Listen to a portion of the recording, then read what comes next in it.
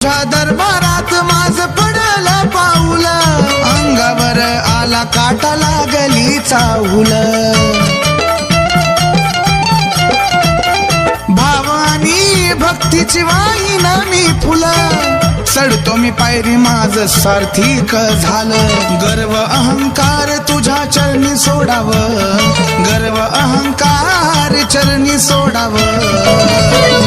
हार बनून तुझ्या गळ्यात